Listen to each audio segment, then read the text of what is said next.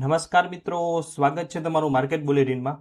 PM મોદીનો Europe પ્રવાસ કયા સેક્ટર માટે થશે ફાયદો અને કઈ કઈ આંતરરાષ્ટ્રીય કંપનીઓ સાથે આજ પીએમ મોદીએ બેઠક કરી, આપણે તમામ વિગતવાર માહિતી વાત કરશું, એ પણ આપણી ગુજરાતી ભાષામાં। તમને ખ્યાલ જ છે કે પ્રધાનમંત્રી નરેન્દ્રભાઈ મોદીનો અત્યારે આંતરરાષ્ટ્રીય પ્રવાસ ચાલી રહ્યો છે। આપણે જે બે દેશ સાથે પ્રવાસ થઈ ગયો છે, મુલાકાત થઈ ગઈ, તેના વિશે વિડીયો પોસ્ટ કરી દીધો છે। વિડીયો જોવાનો બાકી હોય તો ખાસ જોઈ લેજો। તેમાં પણ આપણે કવર કર્યું છે કે કયા સેક્ટરને ફાયદો થશે, કે કઈ કંપનીઓને ફાયદો થશે, તો તે વિડીયો પણ ખાસ જોઈ લેજો। ચાલો વધુ વાત ન કરતા શરૂઆત કરીએ વિડીયોની। માર્કેટ બુલેટિનમાં તમારું સ્વાગત છે। ભારત માટે વૈશ્વિક સ્તરેથી એકસાથે બે બહુ જ મોટા અને ગર્વ લેવા જેવા સમાચાર આવી રહ્યા છે। વડાપ્રધાન નરેન્દ્રભાઈ મોદી હાલમાં યુરોપના મહત્વના દેશના પ્રવાસે છે, જ્યાં ભારતનો ડંકો વાગી રહ્યો છે।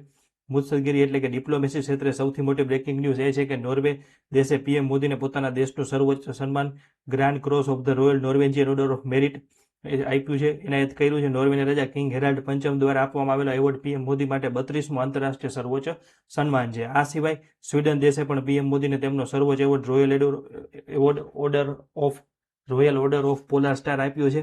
આ એવોર્ડ દર્શાવે છે કે વૈશ્વિક સ્તરે ભારતની વિશ્વસનીયતા કેટલી મજબૂત થઈ ચૂકી છે અને આગામી સમયમાં યુરોપિયન દેશો ભારત સાથે વેપાર વધારવા માટે કેટલા આતુર છે। આગળ વાત કરીએ બીજી તરફ, બિઝનેસ જગતમાં સૌથી મોટી હલચલ સ્વીડનના ગોથેનબર્ગ શહેરમાં જોવા મળી। ત્યાં યોજાયેલી European round table for industry એટલે કે ERT બેઠકમાં પીએમ મોદીએ યુરોપની સૌથી શક્તિશાળી અને વિશાળ કંપનીના સીઈઓને સંબોધન કર્યું હતું। આ પાવર ટેબલ ઉપર Vodafone, Nokia, Ericsson, ASML, shape, cell, Airbus અને વોલ્વો જેવી દુનિયાની દિગ્ગજ કંપનીઓ ભારતના પીચને સાંભળી રહી હતી। વડાપ્રધાને વૈશ્વિક પ્લેટફોર્મ ઉપરથી બહુ સ્પષ્ટ અને મોટો સંદેશ આપ્યો કે the next decade belongs to India, એટલે કે આગામી દાયકો ભારતનો છે। તેમણે કંપનીઓને માત્ર ભારતમાં માલ વેચવાના બદલે design for India, make in India અને એક્સપોર્ટ ફ્રોમ ઇન્ડિયાના વિઝન સાથે ભાગીદાર બનવા આહવાન કર્યું છે અને આગામી 5 વર્ષમાં એક મોટો ફ્લેગશિપ પ્રોજેક્ટ ભારતમાં શરૂ કરવા ચેલેન્જ આપી છે, જેને ભારત સરકાર પૂરો સપોર્ટ કરશે। ભારત અને યુરોપિયન યુનિયન વચ્ચે થઈ રહેલા ફ્રી ટ્રેડ એગ્રીમેન્ટ હેઠળ $100 અબજ રોકાણના ટાર્ગેટવાળા EFTA કરારને કારણે આખી મુલાકાત ભારતીય અર્થતંત્ર અને શેરબજાર માટે પાયાના પથ્થર સમાન સાબિત થશે। હવે વાત કરીએ આપણા શેરબજારની કે પ્રધાનમંત્રી નરેન્દ્ર મોદીજીના ઐતિહાસિક પ્રવાસથી ભારતીય શેરબજારના કયા કયા સેક્ટરને સૌથી મોટો ફાયદો થઈ શકે છે, તો જેમાં પ્રથમ છે સેમિકન્ડક્ટર અને આર્ટિફિશિયલ ઇન્ટેલિજન્સ એટલે કે AI deep tech centre. PM મોદીની આ બેઠકમાં સેમિકન્ડક્ટર ક્ષેત્રની ગ્લોબલ કિંગ ગણાતી ASML અને NXPના વડાઓ હાજર હતા। ભારતમાં ટાટા ઇલેક્ટ્રોનિક્સ અને CG પાવર જેવી કંપનીઓ ઓલરેડી સેમિકન્ડક્ટર પ્લાન નાખી રહી છે અને આ પ્રવાસ બાદ ભારતીય સેમિકન્ડક્ટર, IT ટ્રાન્સફોર્મેશન અને AI સેક્ટરની કંપનીઓમાં વિદેશી રોકાણ અને ટેકનોલોજી પાર્ટનરશિપનો મોટો ઉછાળો જોવા મળી શકે છે। બીજું વાત કરીએ ગ્રીન એનર્જી અને ક્લીન હાઇડ્રોજન સેક્ટરની, તો નોર્વે અને સ્વીડન ક્લીન એનર્જી ટેકનોલોજીમાં દુનિયામાં મોખરે છે। નોર્વે સાથે ભારત ક્લીન એનર્જી ટાઈઅપ મજબૂત કરી રહ્યું છે। આનાથી ભારતીય શેરબજારને રિન્યુએબલ એનર્જી કંપનીઓ, સોલાર મોડ્યુલ ઉત્પાદકો અને ગ્રીન હાઇડ્રોજન ઉપર કામ કરતી મોટી કંપનીઓને લાંબે ગાળે વિદેશી ફંડિંગ અને જોઈન્ટ વેન્ચરનો સીધો લાભ મળશે। ત્રીજું છે ટેલિકોમ અને digital infrastructure sector. Telecom networking ક્ષેત્રે દુનિયા ઉપર રાજ કરતી એરિક્સન અને નોકિયાના CEO સાથે પીએમ મોદીએ 5G થી 6G ટેકનોલોજી અને સિક્યોર કનેક્ટિવિટી વિશે સીધી ચર્ચા કરી છે। આનાથી ભારતના ટેલિકોમ સેક્ટર અને ડિજિટલ પબ્લિક ઇન્ફ્રાસ્ટ્રક્ચર સ્પેસમાં નવી ઓર્ડર બુક ખુલી શકે છે। ચોથું છે ઇન્ફ્રાસ્ટ્રક્ચર, મોબિલિટી અને ડિફેન્સ સેક્ટર। એરોસ્પેસ અને ડિફેન્સ જાયન્ટ એરબસ તથા હેવી વ્હીકલ બનાવતી વોલ્વો અને સાબ જેવી કંપનીઓ રાઉન્ડ ટેબલનો હિસ્સો હતી। ભારતમાં ડિફેન્સ મેન્યુફેક્ચરિંગ અને રેલવે રોડ ઇન્ફ્રાસ્ટ્રક્ચર પર જે રીતે PLI સ્કીમ હેઠળ કામ ચાલી રહ્યું છે, તેનો જોતા આ સેક્ટર ભારતીય કંપનીઓ અને યુરોપિયન કંપનીઓ તરફથી ટેકનોલોજી અને મોટા મેન્યુફેક્ચરિંગ ઓર્ડર બનાવવાની પ્રબળ શક્યતાઓ દેખાઈ રહી છે। પાંચમું છે હેલ્થકેર અને લાઇફ સાયન્સીસ, તો બેઠકમાં એસ્ટ્રાઝેનકા અને રોસ જેવી ફાર્મા ક્ષેત્રની જાયન્ટ કંપનીઓ હાજર કે સામેલ હતી।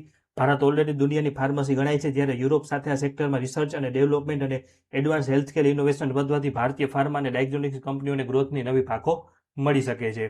આ સાથે જ મિડલ ઇસ્ટ એટલે કે પશ્ચિમ એશિયાના તણાવ વચ્ચે ભારત સરકારના ઇન્ટર મિનિસ્ટ્રીયલ બ્રીફિંગમાંથી દેશ માટે રાહતના અને ખૂબ જ મહત્વના સમાચાર આવ્યા છે।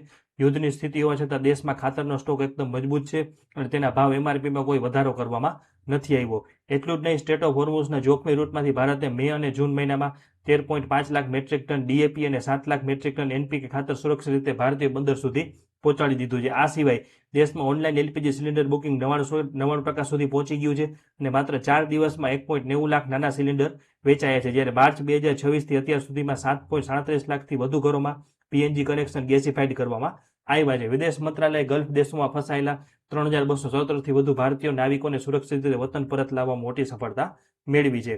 તો દર્શક મિત્રો, આ સાથે જ મિડલ ઇસ્ટ તો વૈશ્વિક મોરચે પીએમ મોદીની સફળ યુરોપ પ્રવાસ અને બીજી તરફ મિડલ ઇસ્ટના તણાવ વચ્ચે ભારત સરકારના મજબૂત આગોતરા આયોજનથી સ્પષ્ટ થાય છે કે દેશ આર્થિક અને ડિપ્લોમેટિક્સ બંને ક્ષેત્રે ખૂબ જ આગળથી આયોજનથી સ્પષ્ટ થાય કે આર્થિક રીતે ખૂબ આગળ વધી રહ્યું છે અને મજબૂત સ્થિતિમાં છે. તો શેરબજાર રોકાણકારો માટે આગામી સમયમાં રિન્યુએબલ એનર્જી, સેમિકન્ડક્ટર, ફર્ટિલાઇઝર અને ગેસ ડિસ્ટ્રીબ્યુશન જેવા સેક્ટરમાં ઘણી મોટી હલચલ અને પોઝિટિવ ટ્રેન્ડ જોવા મળી શકે છે. માર્કેટ બુલેટિનના ખાસ રિપોર્ટમાં આજે બસ આટલું જ. બિઝનેસ અને શેરબજારની આવી જ સચોટ, સાચી અને વિગતવાર માહિતી સૌથી પહેલા મેળવવા માટે આપણી આ ચેનલને અત્યારે સબસ્ક્રાઇબ કરો, લાઇક કરો અને બેલ આઇકોન દબાવવાનું ના ભૂલતા. તમારા મિત્રો સાથે શેર કરો અને સબસ્ક્રાઇબ કરવાનું બિલકુલ ના ભૂલતા. તમારો ખૂબ ખૂબ ધન્યવાદ. અને ખાસ નોંધ લેજો કે આ જે કંઈ પણ તમને માહિતી આપી છે તે બધી માહિતી ઓફિશિયલ છે, આમાંથી એક પણ વાત ખોટી નથી. છતાં પણ તમારો કોઈ પ્રશ્ન કે મંતવ્ય હોય તો કોમેન્ટ સેક્શનમાં જરૂર જણાવજો. આભાર. જોડાયેલા રહેજો.